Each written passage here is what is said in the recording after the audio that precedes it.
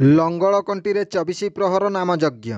ଘଟଗାଁ ବ୍ଲକ ଅନ୍ତର୍ଗତ ଢେଙ୍କିକୋଟ ପଞ୍ଚାୟତ ଲଙ୍ଗଳକଣ୍ଟି ଗ୍ରାମରେ 11 ତାରିଖ ଠାରୁ 24 ପ୍ରହର ନାମଯଜ୍ଞ ଧୁମଧାମରେ ଅନୁଷ୍ଠିତ ହୋଇଛି। 10 ତାରିଖରେ ଶୁଭ ଅଧିବାସ ଓ 11 ତାରିଖରେ ଘଟ ସ୍ଥାପନରେ ଜିଲ୍ଲା ଓ ଜିଲ୍ଲା ବାହାରୁ ପ୍ରତିଷ୍ଠିତ ସଂକୀର୍ତ୍ତନ ମଣ୍ଡଳୀ ମଧ୍ୟରେ କାଶୀବେଡ଼ା, କାଳିଜାଇ, ଷଡଙ୍ଗୀ, ଆଖୁପାଳ, ବଡକମଣ୍ଡରା ଦଳ ଏଠାରେ ଅଖଣ୍ଡ ନାମ ସଂକୀର୍ତ୍ତନ ଜାରି ରଖିଛନ୍ତି। ପୂଜକ ଭାବେ ନୂଆପଡ଼ା ଗ୍ରାମର ଦେବେନ୍ଦ୍ର ଦାସ ପୂଜାର୍ଚ୍ଚନା କରୁଛନ୍ତି। ଆଗନ୍ତୁକ ଶ୍ରଦ୍ଧାଳୁଙ୍କ ପାଇଁ ପଣା, ସରବତ ଓ ପ୍ରସାଦ ସେବନ ବ୍ୟବସ୍ଥା କରାଯାଇଥିବା ବେଳେ 14 ତାରିଖରେ ପୂର୍ଣ୍ଣାହୁତି ସହ ନଗର କୀର୍ତ୍ତନ ଅନୁଷ୍ଠିତ ହେବ ବୋଲି ଆୟୋଜକ ଲଙ୍ଗଳକଣ୍ଟି ଗ୍ରାମର ବାସିନ୍ଦା ତଥା କେନ୍ଦୁଝର ସାଂସଦ ଅନନ୍ତ ନାୟକ, ପ୍ରଫୁଲ୍ଲ କୁମାର ସିଂହ, ଋଷିକେଶ ନାୟକ, ଶତ୍ରୁଘ୍ନ ସିଂହ, ଶରତ କୁମାର ନାୟକ, ରାମେଶ୍ୱର ସିଂହ ଓ ଅରବିନ୍ଦ ନାୟକ ପ୍ରମୁଖ ସମସ୍ତ ଗ୍ରାମବାସୀ ସୂଚନା ଦେଇଛନ୍ତି। Bureau report, Janajagarana Odia.